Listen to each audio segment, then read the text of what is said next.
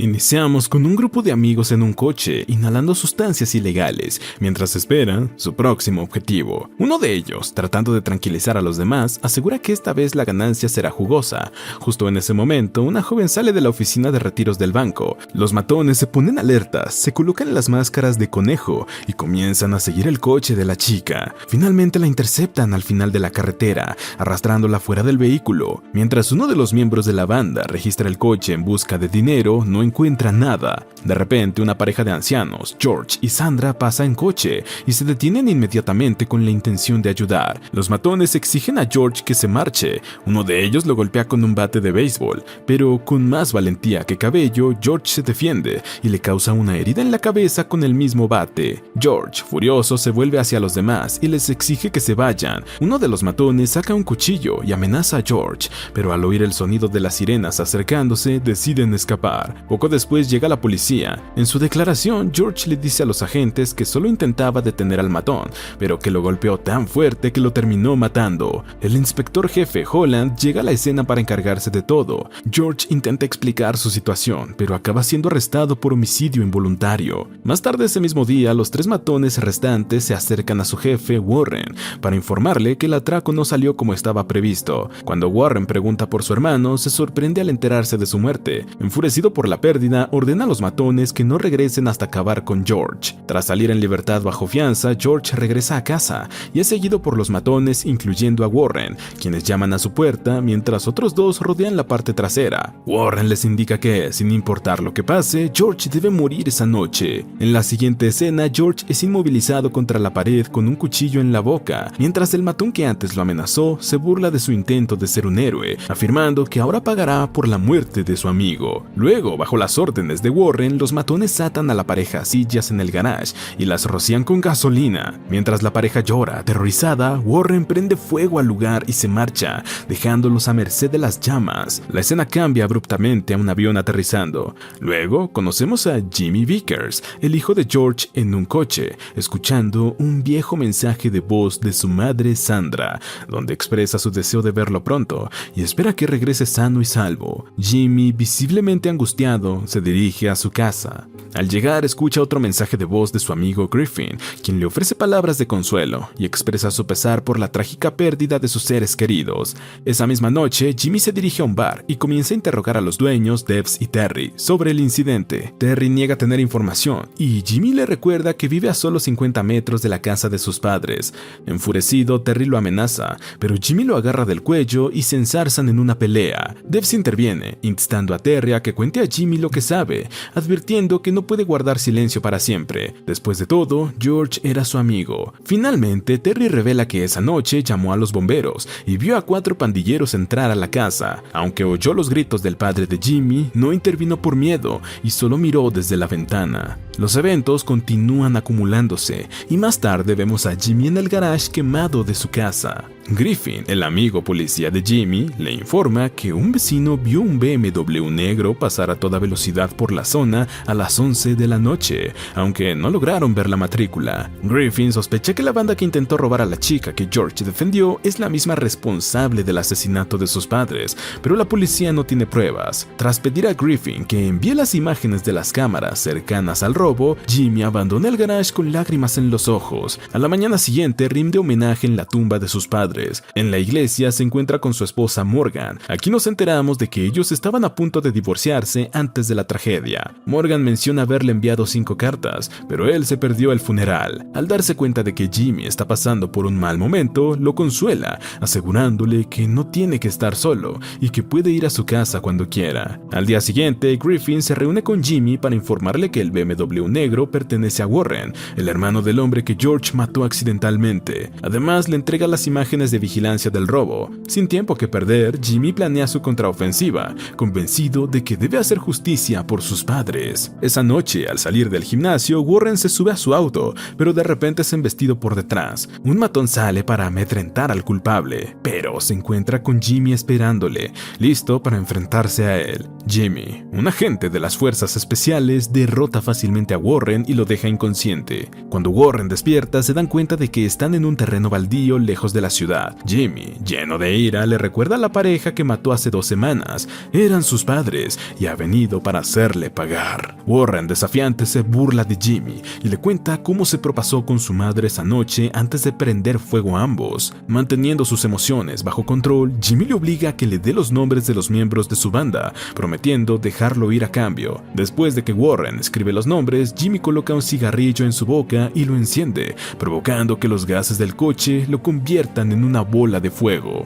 A la mañana siguiente, la muerte de Warren aparece en los titulares, pero todos conocen su carrera como traficante de drogas y su historial criminal, así que no es una pérdida lamentable. Cuando Rob, su mano derecha, se entera del incidente, él y Leon se apresuran a enfrentarse a Caleb, el socio de Warren, creyendo que él podría haberlo matado para quedarse con su territorio. Llaman a su puerta, pero Caleb no tiene idea de lo que están hablando. Sin embargo, Rob no retira el arma de su cara, y solo cuando la novia de Caleb le pone una escopeta en la cabeza, retrocede. Caleb les dice que no lamenta la muerte de Warren, pero asegura que él no tuvo nada que ver y los amenaza con matarlos si regresan a su barrio. Esa noche, Griffin visita a Jimmy y le aconseja que no tome justicia por su mano, debe confiar en la ley y esperar. Jimmy, lleno de ira, le responde que la ciudad y el sistema están corruptos. Esos matones matan a diario y nadie les hace nada, ni siquiera los policías. Si Griffin va a continuar diciendo tonterías, lo mejor será que se vaya. Esa noche, Griffin llega a una escena del crimen, donde un matón ha dejado a una pequeña huérfana por unos cuantos dólares.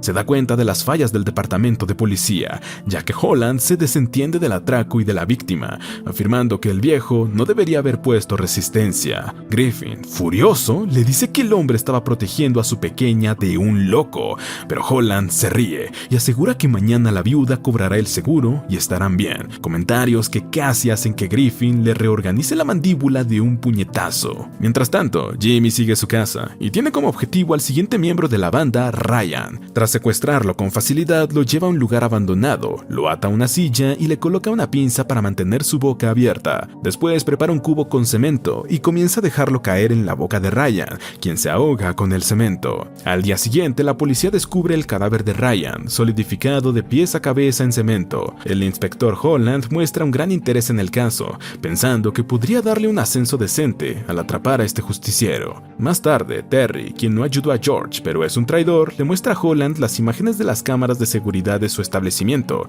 donde se ve a Jimmy arrastrando a un tipo inconsciente al asiento trasero de su coche. La policía visita a Morgan, quien sigue siendo su contacto de emergencia, pero ella les miente, diciendo que no ha visto a Jimmy, aunque en realidad él está oculto en su cocina. Más tarde, en un mercado, 2 policías comienzan a seguir a Jimmy. Justo cuando están a punto de arrestarlo, un coche se detiene de repente.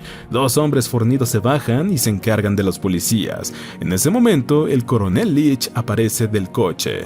Como Jimmy es un activo valioso para las fuerzas especiales, el coronel ha venido a buscarlo personalmente, sabe todo sobre su búsqueda de venganza y le da 48 horas para resolverlo y regresar a la base para una nueva misión. Por su parte, Griffin comienza a reunir aliados. El primero es Joe, líder del equipo SWAT, quien admite que Jimmy es su amigo y le cuenta cómo la banda de Warren mató a sus padres, además de hablar de la corrupción de Holland que está arruinando el departamento. Mientras tanto, Jimmy inicia su venganza, sabiendo que cuenta con el respaldo del ejército y que no lo atraparán. Cuando Leon está en un club de striptease, recibe un sobre con fotos de Ryan y sale corriendo del bar, aunque esto era lo que Jimmy quería, y lo atropella apenas sale. Cuando Leon recupera la conciencia, se encuentra atrapado, con la parte inferior del cuerpo atada a una verja y la parte superior encadenada a un coche. 2 segundos después, el auto arranca y parte a Leon por la mitad. Al día siguiente, el coronel Leach se reúne con el inspector Holland en un restaurante para explicarle lo que ocurrirá. Jimmy eliminará a estos tipos y luego desaparecerá sin dejar rastro. Holland, vanidoso, acepta el reto, prometiendo que pondrá a Jimmy tras las rejas y luego irá por él. Del otro lado de la ciudad, Jimmy envía a 2 chicos a una esquina para fingir que venden drogas. Rob, creyendo que Caleb ha empezado a robar su territorio, sale furioso de su escondite, solo para caer en la trampa de Jimmy. Después de escuchar el nombre de Caleb, obliga a Rob a llevarlo hasta su escondite. Una vez llegan allí, empiezan los disparos, y Rob logra escapar con una bala en la pierna. Sin embargo, Caleb no tiene la misma suerte. Jimmy lo tiene atado a una silla, y luego utiliza los mismos químicos que se usan para las drogas para crear una especie de ácido, que deja caer sobre la cabeza de Caleb. Mientras tanto, Holland descubre la relación entre Griffin y Jimmy, y lo presiona para que le cuente su siguiente jugada, pero Griffin no delata a su amigo con el jefe corrupto que solo busca su ascenso. Como no ha logrado avances con Griffin, Holland va hasta el hospital donde tienen a Rob bajo custodia, mientras recibe tratamiento. Allí hace un trato con él. Rob será liberado, pero debe ayudarlo a atrapar a Jimmy. En la siguiente escena vemos a Rob libre y armado entrar en la casa de Jimmy en busca de alguna pista que le sirva para hacerlo sufrir, pero lo que no se espera es que al regresar a su coche, Jimmy está en el asiento trasero, listo para atravesarle el cráneo con una bala.